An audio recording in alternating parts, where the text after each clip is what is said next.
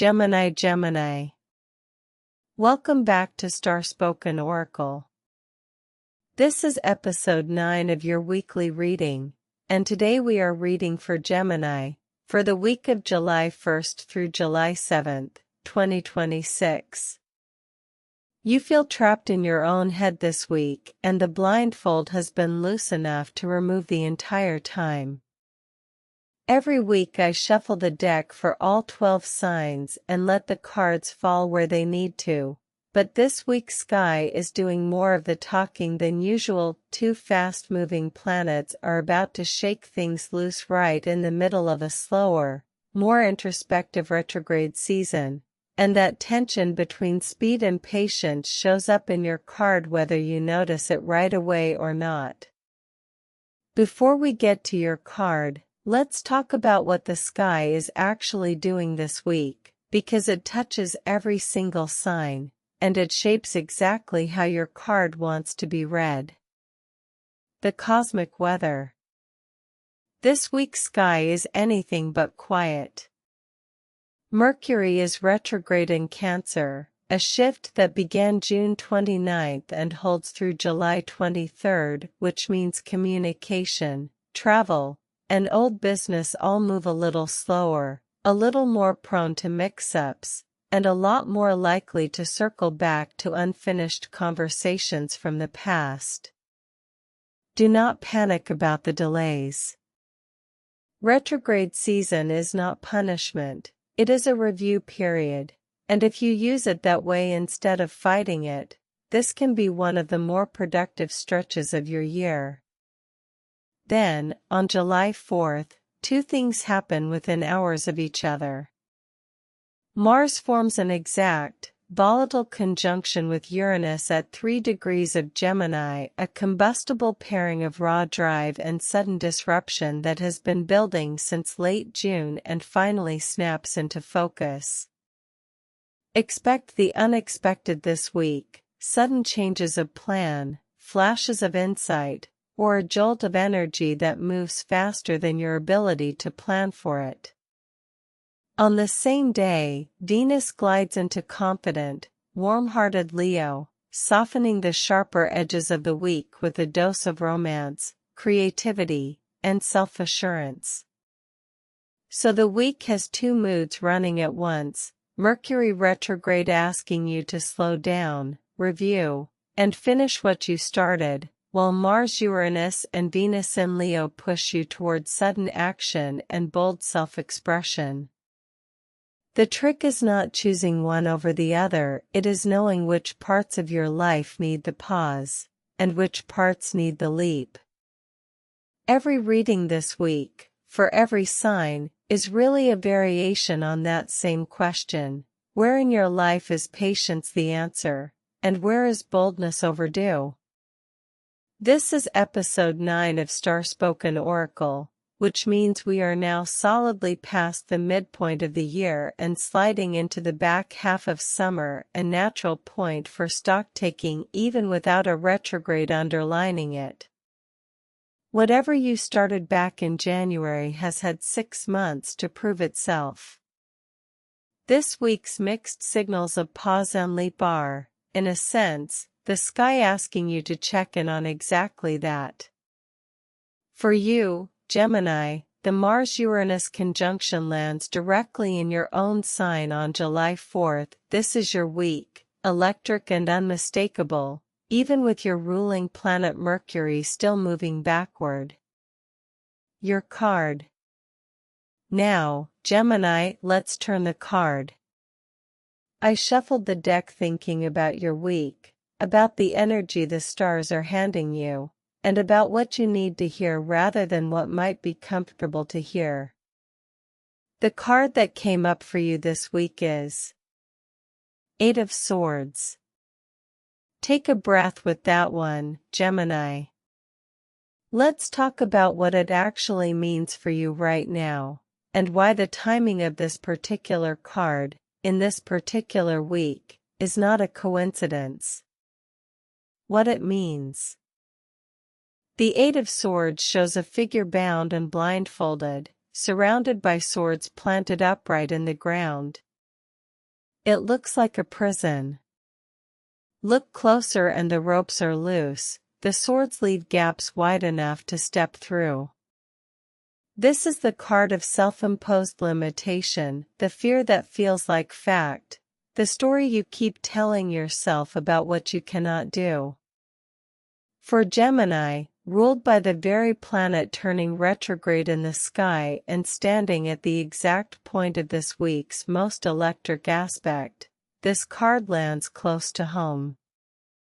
It is worth noting that the Eight of Swords rarely shows up when someone is genuinely powerless, it shows up when the exit exists and simply has not yet been noticed. Given that Mars and Uranus meet exactly in your own sign this week, notice is precisely what is being offered to you right now. Here's something worth watching for as the week unfolds, Gemini.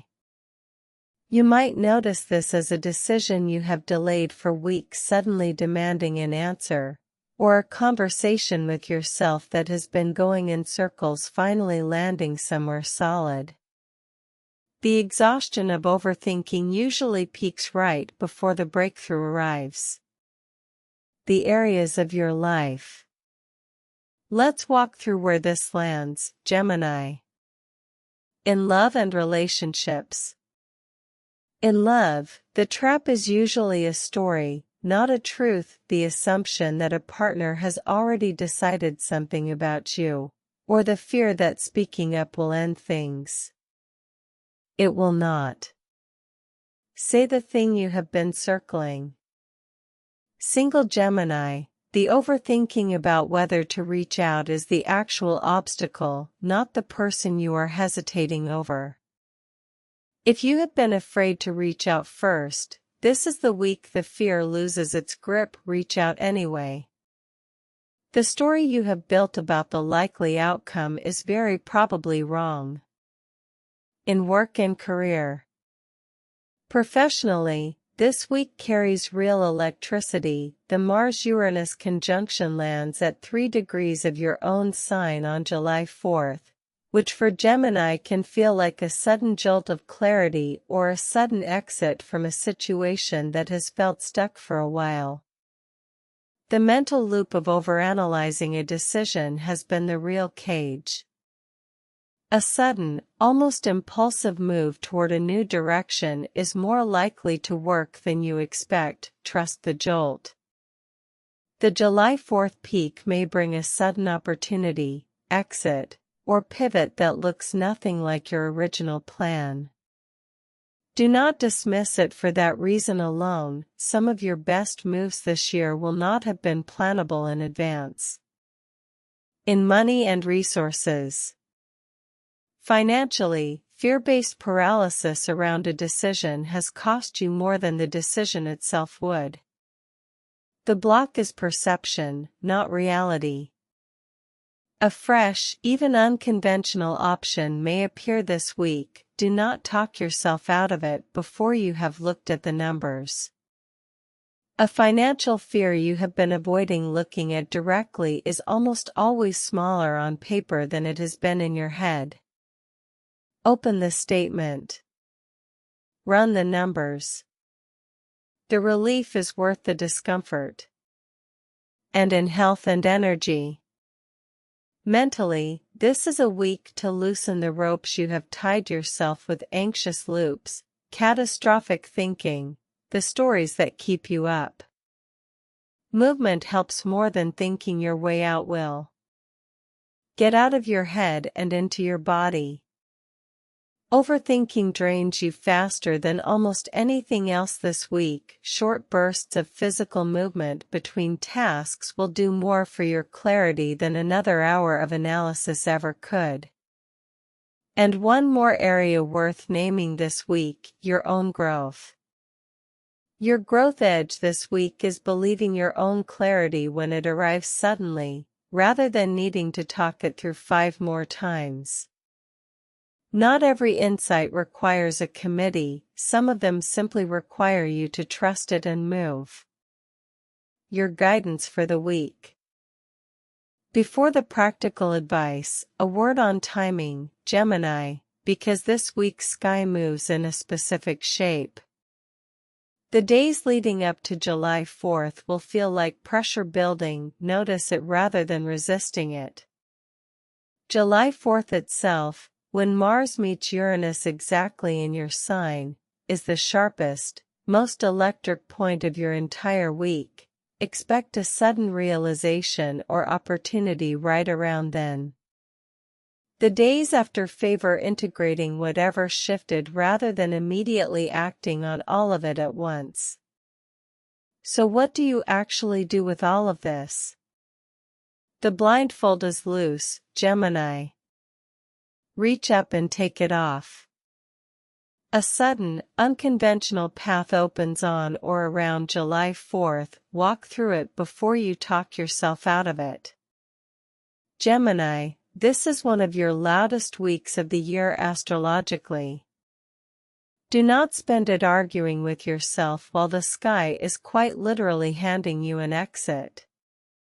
If you take one thing from this reading into your week, Gemini, let it be that. Not as a rule to follow perfectly, but as a direction to lean toward when you are not sure which way to turn.